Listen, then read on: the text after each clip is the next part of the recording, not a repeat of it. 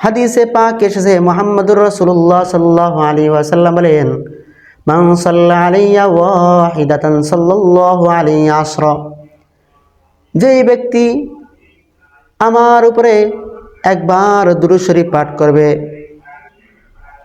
আল্লাহ তাআলা আসমান থেকে তাহার জন্য 10টি বরকত নাজিল করবেন, 10টি গুনাহ মাফ করবেন, 10টি সওয়াব তার আমল নামায় আল্লাহ তাআলা লিখে দিবেন। তাহলে বোঝা গেল দুরূদের অনেক ফজিলত আছে। অন্য এক হাদিসের মধ্যে এসেছে মুহাম্মদুর রাসূলুল্লাহ সাল্লাল্লাহু আলাইহি ওয়াসাল্লাম বলেন, মা মিন মুসলিমিন সাল্লা আলাইয়া ইল্লা খরাজাতি সালাতু মিন ফাইহি মুসরিআতান ফালা ইয়াবকা বাররুন ওয়ালা বাহরুন ইল্লা তামাররু বিহি আনা সালাতু ফুলান ইবনে ফুলান, আনা সালাতু ফুলান ইবনে ফুলান সাল্লা আলা মুহাম্মাদিল মুখতারি খালকিল্লাহ। আল্লাহর নবী রাহমাতাল লিল আলামিন সাল্লাল্লাহু আলাইহি ওয়াসাল্লাম বলেন, মা মিন আবদিন মুসলিমিন সাল্লা আলাইয়া, আমার যে কোনো মুসলিম উম্মত সাল্লা আলাইয়া আমার দুরূদ শরীফ পাঠ করে, ইল্লা খরাজাতি সালাতু মিন ফাইহি মুসরিআতান, মুখের থেকে যখন আমার উম্মত দুরূদ শরীফটা পাঠ করে সঙ্গে সঙ্গে মুখ থেকে বের হয়ে যায়, তখন এই দুরূদ শরীফ দুনিয়ার দক্ষিণ থেকে নিয়ে উত্তর এবং পশ্চিম থেকে নিয়ে পূর্ব মেরু যা কিছু আছে দুনিয়ার মধ্যে সব কিছুর কাছে গিয়ে বলতে থাকে, জানোনি আমি কার দুরূদ, জানোনি আমি কার দুরূদ, জানোনি আমি কার দুরূদ, আমি হলাম আব্দুল্লাহ ছেলে আব্দুর রহমানের দুরূদ। আবার বাসার কাছে গিয়ে বলে, জানো আমি কার দুরূদ, বলে আমি আব্দুল্লাহর ছেলে আব্দুর রহমানের দুরূদ। অনুরূপভাবে গাছপালা পাহাড় পর্বত সব কিছুর কাছে গিয়ে গিয়ে বলে, জানো আমি কার দুরূদ, আমি আব্দুল্লাহ ছেলে আব্দুর রহমানের দুরূদ। বলে কার উপরে, বলে সাল্লাল্লাহু আলা মুহাম্মাদিল মুখতারি খালকিল্লাহ, গোটা মাখলুকাতের মধ্যে থেকে যেই ব্যক্তি সবচেয়ে উত্তম সেই ব্যক্তির দুরূদ। বলে সেই ব্যক্তিকে, সেই ব্যক্তি হলো মুহাম্মদুর রাসূলুল্লাহ সাল্লাল্লাহু আলাইহি ওয়াসাল্লাম। অতঃপর যেই ব্যক্তি দুরূদ শরীফ পাঠ করে, গোটা পৃথিবীর সমস্ত মাখলুক দুরূদ শরীফ পাঠকারীর জন্য মাগফিরাতের দোয়া করতে থাকে, সুবহানাল্লাহ। শুধু এখানেই শেষ না, অন্য এক হাদিসের মধ্যে এসেছে মুহাম্মদুর রাসূলুল্লাহ সাল্লাল্লাহু আলাইহি ওয়াসাল্লাম বলেন, ইন্নাল জান্নাতা তাশতাকু ইলা খামসাতি নাফারিন, 5 ধরনের ব্যক্তি এমন আছে যে 5 ধরনের ব্যক্তি সম্পর্কে জান্নাত বলে, আসো আমার জান্নাতে আসো, আসো আমার জান্নাতে তোমাকে সুস্বাগতম, আসো আমার জান্নাতে লাল গালিচা তোমাকে স্বাগতম, লাল আমার জান্নাতে প্রবেশ করো, তোমার জন্য জান্নাতের সুস্বাগতম। বলে কয় ধরনের ব্যক্তির জন্য? 5 ধরনের ব্যক্তির জন্য।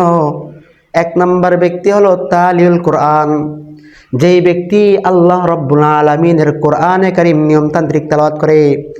কোরআনে কারীমের তেলাওয়াতকারী ব্যক্তি সম্পর্কে বলেন, আসো আমার জান্নাতে, আসো তোমাকে জান্নাতে সুস্বাগতম। অনুরূপভাবে তালিউল কোরআন ওয়া হাফিজুল লিসান, যখন কোনো ব্যক্তি নিজের জবানকে খারাপ বাক্য উচ্চারণ করা থেকে বিরত থাকে, অশ্লীল গালিগালাজ থেকে যেই ব্যক্তি নিজের জবানকে বিরত রাখে, আল্লাহ তাআলার জান্নাত ডাক দিয়ে বলেন, আসো আমার জান্নাতে, আসো আমার জান্নাতে তোমাকে সুস্বাগতম। তালিউল কোরআন ওয়া হাফিজুল লিসান ওয়া মুতাইমিল জিয়ান ওয়া মুকসিল উরিয়ান। সমাজে অনেক মানুষ আছে বন্ধু, যেই সমস্ত লোক এক বেলা খেলে আরেক বেলা খেতে পারে না। ক্ষুধার্ত অনাহারী ব্যক্তিকে যেই ব্যক্তি খাবার খাওয়াবে, আল্লাহ তাআলার জান্নাত বলে, আসো আমার জান্নাতে তোমাকে সুস্বাগতম। ওয়া মুকসিল উরিয়ান, সমাজে অনেক মানুষ আছে এতিম, অনেক মানুষ আছে অসহায়, যেই মানুষ একটা জামা কাপড় দিয়ে চলে, শীতের সময় তার কোনো বস্ত্র নাই, কোনো কম্বল নাই, কোনো লেপ নাই। যেই ব্যক্তি অসহায় মানুষকে কম্বল দিবে, যেই ব্যক্তি অসহায় মানুষকে পরিধানের বস্ত্র দিবে, আল্লাহ তাআলার জান্নাত ডাক দিয়ে বলেন, আসো আসো আমার জান্নাতে তোমাকে সুস্বাগতম, সুবহানাল্লাহ। তাহলে কয় ধরনের গেল বন্ধু? কথা বলেন না কেন? কয় ধরনের গেল? 4 ধরনের গেল, আরেক ধরনের বাকি আছে। পয়গম্বর বলে ওয়ামান সাল্লা আলা হাবিবির রহমান, যেই ব্যক্তি মুহাম্মাদুর রাসূলুল্লাহ সাল্লাল্লাহু আলাইহি ওয়াসাল্লামের উপরে দুরূদ শরীফ পাঠ করবে, জান্নাত বলে আসো আমার জান্নাতে তোমাকে সুস্বাগতম। সুবহানাল্লাহ। আল্লাহর পয়গম্বরের সাহাবী হযরতে আবু বকর সিদ্দিক রাদিয়াল্লাহু তাআলা আনহু, আপনারা সকলেই জানেন যেই মহামানবের জন্য আল্লাহ তাআলা আসমান বানাইলেন, জমিন বানাইলেন, সব কিছু পুরা কায়নাতকে বানাইলেন, অথচ আল্লাহ রব্বুল আলামিন নিজের পেট ভরে প্রতিদিন লাগাতার 2 বেলা খাবার খেতে পারতেন না। লাগাতার 2 বেলা খাবার কখনো খেতে পারতেন না, লাগাতার 2 দিন খেতে পারতেন না। অথচ এই আল্লাহর পয়গম্বরের জন্য আল্লাহ তাআলা আসমান বানাইলেন, জমিন বানাইলেন, পাহাড় পর্বত চন্দ্র তারা সব কিছু যেই মুহাম্মদুর রাসূলুল্লাহর জন্য বানানো হলো। অথচ সেই মহান পয়গম্বর সাল্লাল্লাহু আলাইহি ওয়াসাল্লাম ঠিক মতন খাবার খেতে পারতেন না। পয়গম্বরের সাহাবী হযরতে আবু বকর সিদ্দিক রাদিয়াল্লাহু তাআলা আনহু চিন্তা ফিকির করলো, আল্লাহর পয়গম্বর মুহাম্মদুর রাসূলুল্লাহ সাল্লাল্লাহু আলাইহি ওয়াসাল্লামকে মুহাম্মদুর রাসূলুল্লাহ সাল্লাল্লাহু আলাইহি ওয়াসাল্লামকে দাওয়াত দিবেন। পয়গম্বরের কাছে গিয়ে বললেন, ও আল্লাহর রাসূল, আমার ঘরে আপনার দাওয়াত, সেই জন্য আপনার কাছে এসেছি। পয়গম্বর সাল্লাল্লাহু আলাইহি ওয়াসাল্লাম তার দাওয়াত কবুল করলেন। আবু বকর সিদ্দিক রাদিয়াল্লাহু তাআলা আনহু দাওয়াত দিয়ে যখন বাজারে গেলেন মাছ ক্রয় করার জন্য, তখন বাজারে দেখলেন বিশাল বড় দানব আকৃতির একটি মাছ।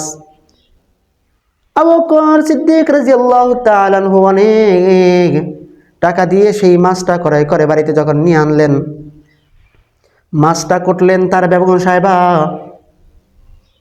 মাছ কুটার পরে যখন চুলাতে হান্ডির উপরে চড়ানো হলো, চুলার উপরে দেওয়া হলো, মাছ যখন কুটা হলো, মাছ যখন চুলার উপরে দেওয়া হলো, যতবারই চুলার উপরে হান্ডিটা দেওয়া হয় ততবারই আগুন নিভে যায়, যতবারই দেওয়া হয় ততবারই আগুন নিভে যায়। আবার যখন হান্ডিটাকে যখন আবার নিচে নামানো হয়, তখন আগুন ধাউ ধাউ করে জ্বলতে থাকে, ধাউ ধাউ করে জ্বলতে থাকে। আবার যখন পাতিলকে যখন আবার চুলার উপরে দেওয়া হয়, তখন আবার আগুন নিভে যায়, আবার নামানো হলে তখন আবার আগুন দাউ দাউ করে জ্বলতে থাকে। এমন অনেক চেষ্টা করা সত্ত্বেও খাবারের সময় হয়ে গেল। এখন পয়গম্বর বাড়িতে চলে আসবেন এমন অবস্থা, অথচ আবু বকর সিদ্দিক রাদিয়াল্লাহু তাআলা আনহুর ঘরে খাবার প্রস্তুত হয় নাই। মহা মুসিবতে পড়ে গেলেন, কিভাবে মাছটাকে রান্না করতে পারতেছেন না। বিশ্ব মানবতার দূত মুহাম্মদুর রাসূলুল্লাহ সাল্লাল্লাহু আলাইহি ওয়াসাল্লামের কাছে যখন বিষয়টাকে পেশ করা হলো, হে আল্লাহর রাসূল, আপনার জন্য অনেক বড় দানব আকৃতির মাছ বাজার থেকে ক্রয় করে নিয়ে আসছি, কিন্তু অনেক চেষ্টা সত্ত্বেও মাছটাকে রান্না করতে পারতেছি না। যখনই চুলাতে চড়ানো হয় তখনই সঙ্গে সঙ্গে আগুন নিভে যায়। আবার যখন চুলা থেকে যখন ডেকচি নামানো হয় তখন সঙ্গে সঙ্গে আবার আগুন দাউ দাউ দাউ দাউ করে জ্বলতে থাকে। মুহাম্মদুর রাসূলুল্লাহ সাল্লাল্লাহু আলাইহি ওয়াসাল্লাম মিসকে হাসি দিয়ে বললেন, ও আমার সাহাবী আবু বকর, এই মাছটা দুনিয়ার আগুন কেন, এই মাছটাকে জাহান্নামের আগুনও জ্বালাইতে পারবে না। সুবহানাল্লাহ। আল্লাহর পয়গম্বরের কাছে যখন আবু বকর সিদ্দিক রাদিয়াল্লাহু তাআলা আনহু জিজ্ঞাসা করলেন, ও আল্লাহর পয়গম্বর, এই মাছটাকে জাহান্নামের আগুন কেন জ্বালাইতে পারবে না? তখন পয়গম্বর আবু বকর সিদ্দিক রাদিয়াল্লাহু তাআলা আনহুর কথার জবাবে বললেন, ও আবু বকর রে, একজন ব্যবসায়ী ব্যক্তি জাহাজে চড়ে ব্যবসার উদ্দেশ্যে জাহাজে করে যাচ্ছিলেন। ব্যবসায়ী জাহাজের মধ্যে ছিল একজন আল্লাহর আশিক, আল্লাহর পয়গম্বরের আশিক। আল্লাহর পয়গম্বর আশিক জাহাজে করে এক কোনায় বসে বসে আল্লাহর নবী সাল্লাল্লাহু আলাইহি ওয়াসাল্লামের উপর দুরূদ শরীফ পাঠ করতে লাগলেন। পয়গম্বরের উপরে দুরূদ শরীফ পাঠ করতে লাগলেন সাল্লাল্লাহু আলাইহি ওয়াসাল্লাম। اللهم صل على محمد وعلى آل محمد كما صليت على إبراهيم وعلى آل إبراهيم إنك حميد مجيد রহমাতাল লিল আলামিন সাল্লাল্লাহু আলাইহি ওয়াসাল্লামের উপরে যখন দুরূদ শরীফ পাঠ করতে লাগলেন, এমত অবস্থায় জাহাজের গা ঘেঁষে ঘেঁষে বিশাল বড় দানবাকৃতির মাছ গায়ে জাহাজের গায়ে ঘেঁষে ঘেঁষে চলতেছে আর দুরূদ শরীফ শ্রবণ করতেছে। পয়গম্বরের আশিকের দুরূদ শরীফ শুনতেছিলেন। এমত অবস্থায় একজন জেলে ব্যক্তি তার লোভ সামলাইতে না পেরে জাল মেরে বিশাল বড় দানবাকৃতির মাছ ধরে ফেলল এবং এই মাছটাকে ধরে যখন বাজারে নিয়ে গেলেন, আবু বকর সিদ্দিক রাদিয়াল্লাহু তাআলা আনহু মাছটা ক্রয় করলেন, কিন্তু রান্না করতে পারতেছেন না।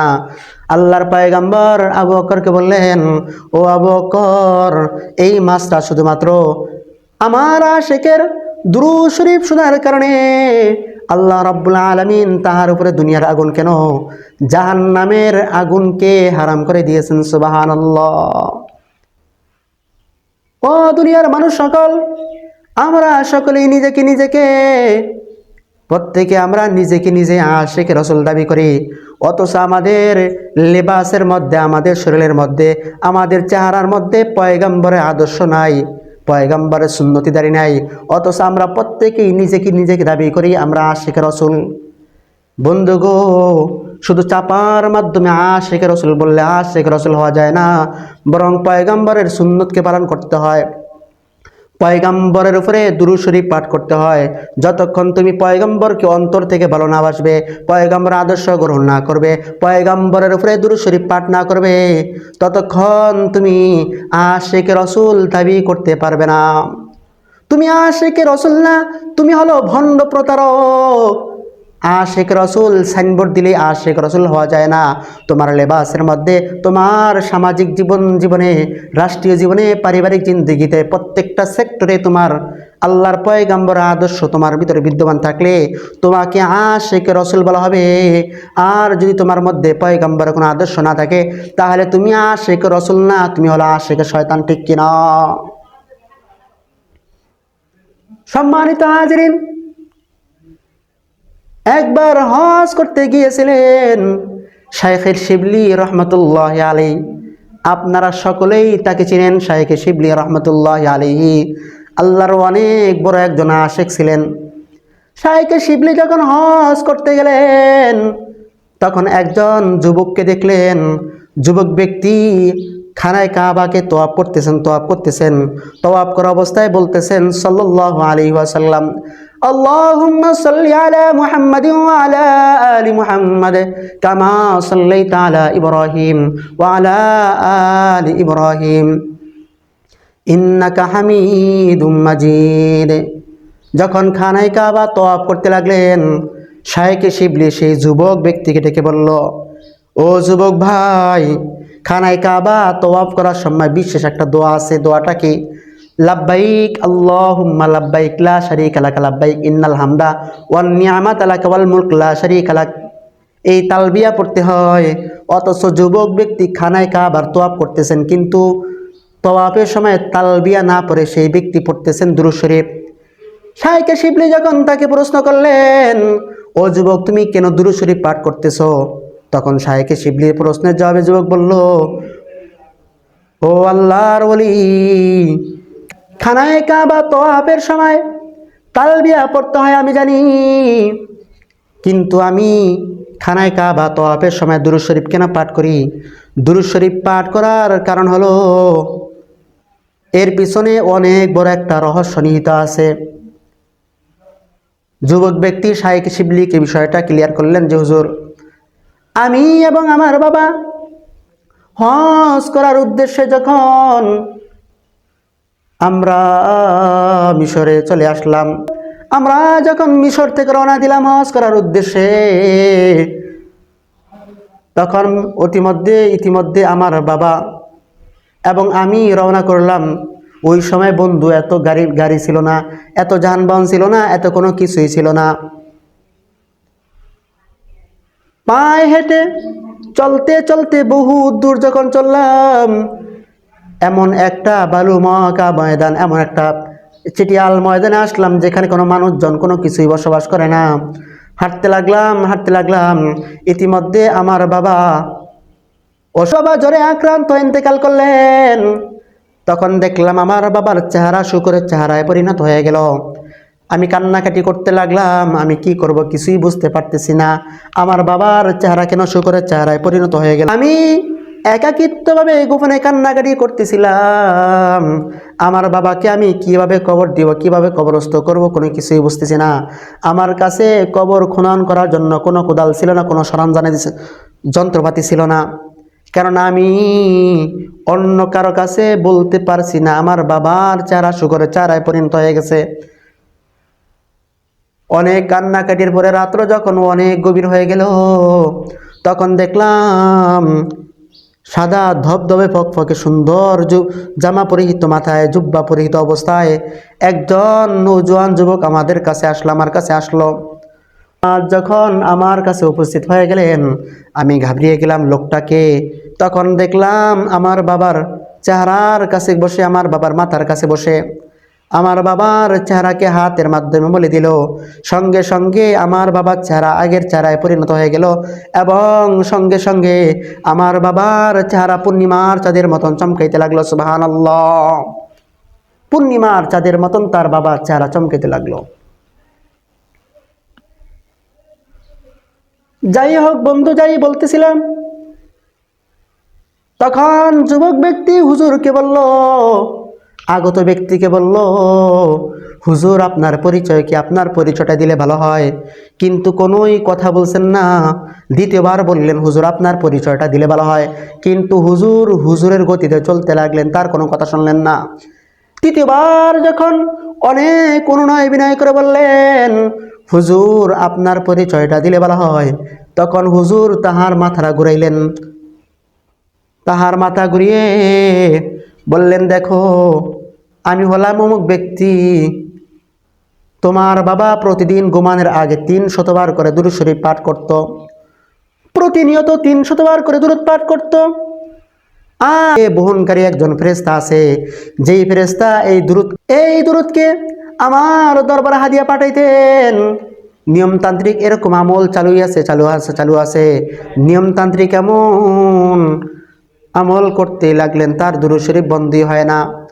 হঠাৎ দেখতেছি সঠিক সময় যখন তার দুরূদ আমার দরবারে পৌঁছলো না, আমি নির্ধারিত ফেরেশতাকে জিজ্ঞাসা করলাম, রে ফেরেশতা, ওই ব্যক্তির কি হলো?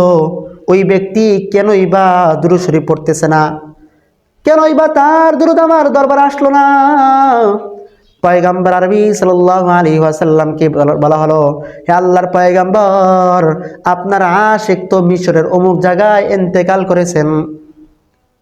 আল্লাহর পয়গম্বর রাহমাতুল লিল আলামিন সাল্লাল্লাহু আলাইহি ওয়াসাল্লাম স্বয়ং আশিকের সাথে সাক্ষাৎ করার জন্য মিশরের সেই ভালুকাময় ময়দানে চলে গেলেন।